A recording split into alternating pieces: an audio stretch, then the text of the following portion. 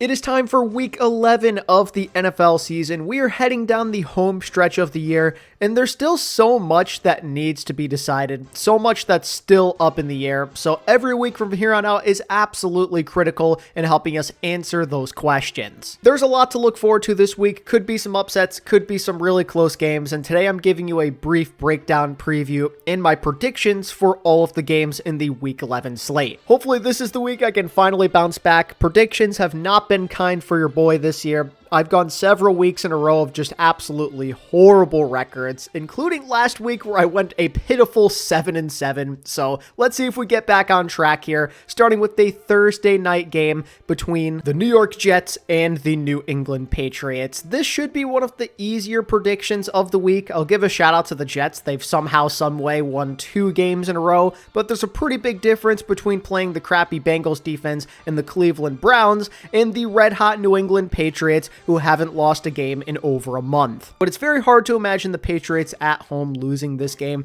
This is one of their easier games that they'll play this season. They've had a lot of those, but they've typically taken care of business against sad, crappy opponents, and the Jets should be no different. They're a very undisciplined football team, while Mike Vrabel has his guys playing as disciplined as ever. Add in a very consistent Drake May-led offense versus a up-and-down Jets defense, and you should have a very easy recipe for success for the New England Patriots here. Unless the Jets can truly establish the run early in this game, they're going to fall behind. It's going to be on Justin Fields to get them back into it, and he just won't. He's not trustworthy. Patriots all the way. Moving over to Sunday morning. Oh boy, the Washington Commanders are playing the Miami Dolphins in Madrid. 2 3-7 teams with very little hopes of making the playoffs at this current point in time. If Jaden Daniels was able to play in this game, I think we'd all be picking the Commanders, but obviously it's going to take some time to recover from that gruesome injury. It will be Marcus Mariota out there, and he has genuinely not looked very good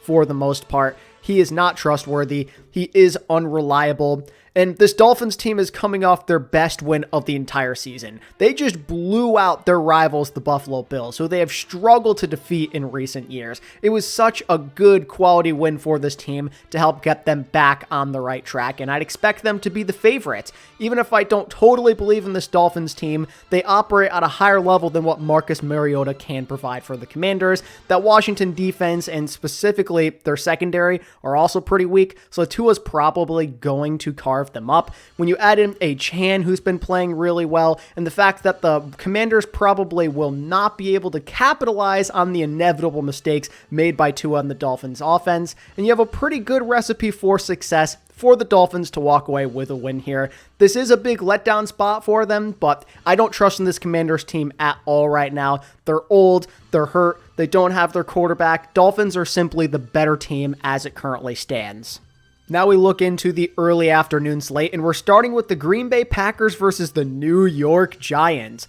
Could be a bit of an upset opportunity here for New York. They've played like absolute crap this season, but they finally, and rightfully so, fired their head coach, Brian Daboll. In comes Mike Kafka to be the interim head coach, and you have Jameis Winston being the starter for this game if Jackson Dart is not ready to go. I am assuming that he won't be playing because he is in concussion protocol, but that's where things stand. A lot of changes for this Giants team. It could make them unpredictable and hard to prepare for this Packers team, who genuinely have not looked very good in recent weeks. Specifically, the offense has really struggled here at the start of November, putting up only 13 points against the Panthers and just a lowly 7 against the Eagles when Philly were giving them every chance to win that game. But Jordan Love has been constantly missing receivers, overthrowing them. It's been a total mess. Now, thankfully for them, they're playing a Giants defense, which has been pretty bad, especially late in games. If there was ever a chance for a bounce back game for Jordan Love and the Packers offense, it should be this one against the Giants. I am genuinely a little worried for the Packers. This feels like a spot where they could definitely drop another game. It'd be very on brand for them. But I'd like to think, as the better and more talented football team, that they will find a way to win this game. It may not be pretty, but it doesn't have to against the Giants. We've seen a lot of teams make comebacks against them late in games. They're very sloppy. They can't finish. Their defense and their play calling on that side of the ball is extremely predictable. the Packers should have their get-right game here against the New York Giants, presuming that they can stop either Jameis or Jackson Dart. Jameis could be problematic. It's been a long time since he started. Sometimes it leads to very bad outcomes where he's throwing 5 interceptions in a game, but other times he can throw for like 400 yards and get a random W. He has one of those games in him like every single year, and it could definitely be this one. I'd be very worried if I was a Packers fan, but again, I don't trust the Giants in the clutch. Bad teams always find ways to lose. That's what they are. I know they have the interim head coach and maybe Jameis, and that could provide some type of spark. You have nothing to lose at this point, but just the way the Giants have been playing this year, they feel very untrustworthy. So I am going to pick the Green Bay Packers, but don't be surprised if this game ends up being very stressful. Up next, an AFC North rivalry game between the Cincinnati Bengals and the Pittsburgh Steelers. This one is really hard to get a good grasp on. The Bengals genuinely are not that good of a team. Obviously, their offense is sick, but their defense is literal trash, and anybody in the league can drop 30 on them at a moment's notice. But it just so happens they're playing a Steelers team that they've actually already beaten this season, and Pittsburgh looked like absolute crap in their recent game against the Chargers, where they absolutely should have been favored to win. I know I shouldn't let my emotions predicate where I go with my predictions, but screw it, man. I'm picking the Bengals. The Steelers piss me off. They are way too inconsistent. Yes, it's true that they usually find ways to stay above 500, so maybe that's a reason to pick them in this scenario, but I don't like how up and down they've been. Their defense has mostly been a letdown. 1 week removed from dominating the Colts offense, they play like garbage down the stretch against the Chargers offense, and then Aaron Rodgers and the Steelers offense is just untrustworthy, unreliable. Sometimes they look good, but then we see games like the Chargers game where they can't do anything at all. Rodgers is washed, he's too inconsistent, and we've already seen him be a letdown against this Bengals defense before, and that's saying something because they are literally the worst defense in the entire league by a country mile. How I see it is, if the Steelers defense can step up and keep this game from getting out of hand, it should be a Pittsburgh win, but I don't trust them to do so. That Bengals offense hasn't been stopped by anyone since Joe Flacco has taken over, and they had a bye week to prepare for this game. I believe the Bengals offense will be high-flying, they'll establish the run, and they'll throw some bombs to Jamar Chase and T. Higgins, and that'll be enough to get them to win. If this game ends up a shootout, you cannot trust Aaron Rodgers and the Steelers offense to keep up. They are not designed to do such a thing. I like the Bengals a lot here. Give me Cincinnati. Next up, you have the LA Chargers traveling to Jacksonville to play the Jaguars. This game could be really weird. The Chargers are up for a letdown spot here for sure. That Jags defense, when they show up, can force a lot of turnovers, and they could have the advantage against that depleted Chargers offensive line. However, it hasn't been the same Jaguars team as of late. They haven't been forcing as many pressures or forcing those turnovers. Their defense has been giving up a lot of points recently. Honestly, since that game against Kansas City, the Jaguars have been a lot more down than up as a team. Their lone win since that KC game was an overtime win against the crappy Raiders, and mind you, the Raiders were one play away from winning that football game. And this is all without even discussing the game against the Texans last week. A monumental collapse of epic proportions. Don't love where this Jags team is at all right now. But there is an opportunity and a path to victory for them here, and that has to do with if their pass rush can get home or not. If they can take advantage of that banged-up Chargers O-line and they get Justin Herbert on his ass a lot, then they should be able to grind out a close game. But I don't know if I trust them with the lack of consistency I have seen in recent weeks, and the Chargers are playing their asses off, injuries and all. When Justin Herbert is healthy, they're just a tough offense to take down. He's going to throw for a ton of yards regardless of the pressure. And Jim Harbaugh has that defense playing like crazy, and I don't exactly love Trevor Lawrence. We saw him struggle against the Houston defense late in the fourth quarter, and I could see a similar thing happening with the Chargers. I've got LA taking this one. The Jags are not to be trusted. I kind of think this is where their season goes downhill personally, and Justin Herbert is simply the better quarterback who I trust more in the clutch, so give me the Chargers. Speaking of potential good games, the Buffalo Bills are hosting the Tampa Bay Buccaneers. Two 6-3 teams, two teams that at the beginning of the year felt like potential Super Bowl contenders, but have really been struggling since the turn of October. The losses are starting to pile up for both of them. Tampa Bay are in danger of losing their division altogether, while Buffalo are slowly but surely falling behind the New England Patriots. This feels like a must-win game for both sides. And I'd say both sides have a good chance to take it. It feels like the playing field is even here. You have a depleted Buffalo defense versus a depleted Buccaneers offense. There's an opportunity for a lot of points to be put up on the board here. Pretty hard decision for me here. I love both of these teams a lot, but ultimately I landed on the Bills to win this game, and for two reasons. One is that they typically in the Josh Allen era bounce back well after a tough loss or two. Usually they prepare well, they give it their all, and the offense starts to click after a bad performance or two. I think they're overdue to have an explosive performance again, and this Tampa defense seems to give up a lot of points against the top offenses in the league, or at least the ones with a lot of talent. And reason number two as to why I favor Buffalo is their offense is less one-dimensional. The Buccaneers, unfortunately, seem like they will continue to go onward without their running back, Bucky Irving, which means they have to continuously rely on their pass game. And while Baker Mayfield can be a hero, there's only so much he can do when he only has like one true, healthy, number one receiving option. He's just very limited in what he can do with the weapons that he has, while Buffalo are fully healthy on the offense mostly, and they can run the ball really well with James Cook, plus obviously the dual threat option of Josh Allen. I think the Bills just have more options at their disposal, more unique ways to move the football.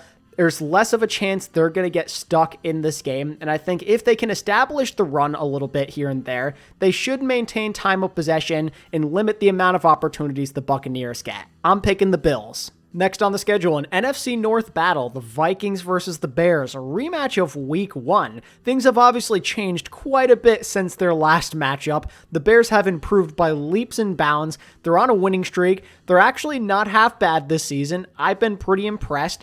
And now they have a chance to get some serious revenge on the road here. The Vikings are a weird team. They can be unpredictable. Brian Flores leads such an aggressive defense, and maybe that could be problematic for Caleb, like the last time they played.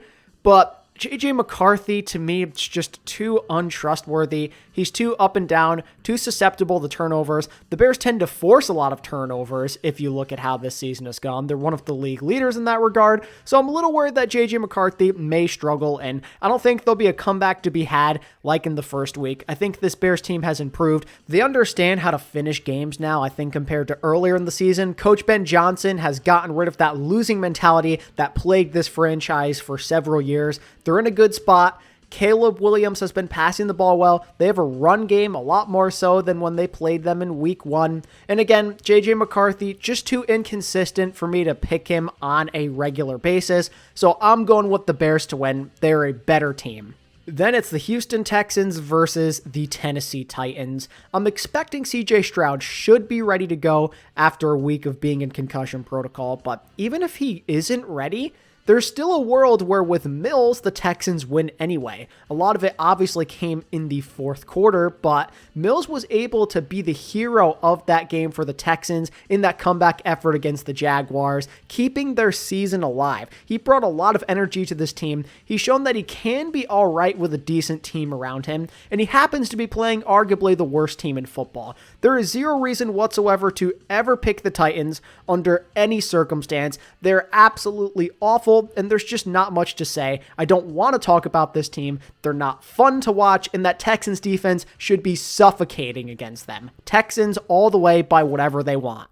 Then it's going to be the Panthers versus the Falcons, probably one of the hardest games of the entire week to do a prediction on. The last time these two played, the Panthers obviously destroyed them, and similar circumstances are lining up here, where Atlanta are starting to not look half bad, while the Panthers are really struggling offensively. Last time that happened, Panthers won like 30-0. Maybe a similar thing happens again here. I'd like to think that it probably won't be like that again, though. I think Atlanta have come a long way since then. Their record obviously isn't spectacular, but they've been in a lot of these games against good teams lately, like against the Colts last week, or when they played well against the Patriots the week before. Maybe that game could have been different if they didn't miss the extra point. Their team is improving, and I think they are overdue for a victory. And the Panthers, I just don't trust all that much right now. Yeah, they beat the Packers and everything, but if you look at how this team has performed offensively since October 19th, they have failed to put up more than 13 points in any one game. Don't even think about that they lost to the Saints. Just look at how this team has played in general. Very inconsistent. Quarterback play hasn't been that great. I know they have a chance of making the playoffs still. They're not a bad football team. They're technically overdue for a good performance as well, but it's just been a while since the Falcons have won a game. They really need to win this one, and I think they will. And that takes us to the late afternoon slate, starting off with the Seattle Seahawks versus the LA Rams. Game of the week on our hands potentially here. This is going to be a banger. Two of the best teams in the NFC battling for first place in the division. And both teams have played extremely well as of late. Super high-flying offenses. Sam Darnold and JSN versus Matt Stafford, Puka Nacua, and Devontae Adams. This is going to be absolute cinema. And genuinely, you can make a good case for both sides here. Matt Stafford looks like the MVP of the league right now. He's been on an absolute tear. The Rams are scoring at will. But Seattle have to a certain extent, and their defense has been a big playmaker in a lot of situations as well. And both teams happen to just be beating up on not great opponents quality-wise, so you can't even say one is the fraud over the other. This is just going to be a good old-fashioned smackdown between two really impressive football teams. I think it will be a tough, hard-fought battle. It usually is when these two teams in particular play each other in these divisional matchups. But ultimately, I decided on the LA Rams as my victors in this game. They're at home, which I think is a slight advantage, but more than anything else, I just trust Matt Stafford a lot more in big game scenarios than Sam Darnold. Credit goes to Sam. He's been excellent this season. Him and JSN just cannot be stopped, but usually when these big games happen, he tends to choke. He makes a bad play when he shouldn't. Against Tampa, when his team should have had the advantage, they couldn't pull it out because of a bad interception at the end of the game. And if you just look at Sam Darnold historically, this is just how it seems to go. When there's a big game, he finds ways to lose. And the Rams usually have had Seattle's number. They live rent-free in those guys' heads. They beat them a lot when there's actually a meaningful game on the line. I think Sean McVay just knows how to prepare for that Seattle team well, and he'll find a way to do it again here. Speaking of the NFC West, we also have the Cardinals taking on the San Francisco 49ers. And had the Cards actually played well against Seattle, I'd be very tempted to pick them here. They've been playing pretty well until that most recent game. They beat Dallas. They were competitive against the Colts and the Packers, some good football teams on paper. They were doing well with Jacoby Brissett as the starting quarterback, but I'm a little worried that Seattle blowout loss is going to be very deflating. It seems like Marvin Harrison Jr. may be missing the rest of the season potentially as well, so the pass game is going to be more limited. Their run game has been too inconsistent as well. This is just a tough game. I know the Niners are injured, so there's always a chance, but they have found ways to win consistently with Mac Jones at QB. Christian McCaffrey could end up having a big day as well. The Niners, even with those injuries, have proven to be a good, respectable team that are going to go down swinging, and the Cards really aren't all that special, so the Niners, I think, get back in the W column, and they beat the Cardinals pretty convincingly. Then we have a less exciting game between the Baltimore Ravens and the Cleveland Browns. In recent years, the Browns have been able to randomly have a competitive game against Baltimore. They beat them with Jameis last year, but they don't have a guy like Jameis on their roster anymore. It's Dylan Gabriel at quarterback, who just frankly isn't very good. Baltimore have gotten a lot of bad losses out of their system already this season. They're trying to get back into the playoff race. They're only one game behind against the Steelers. This is a must-win football game amongst their soft schedule coming up, and I don't think they're going to waste that opportunity. Lamar has brought life back to that offense. The Ravens defense has been showing up pretty consistently as of late, and that should be all they need to defeat the Browns with Dylan Gabriel at quarterback. That guy is not to be trusted. Maybe Myles Garrett could go off, but as we've seen a lot of the time this season, it has not mattered. Baltimore hold all the cards and should be winning this game with relative ease. And to close out the late afternoon window, the Kansas City Chiefs are playing the Denver Broncos. Big game ahead of us here. Two bitter rivals that have played each other hard in the last year or so. A lot of close games between the two.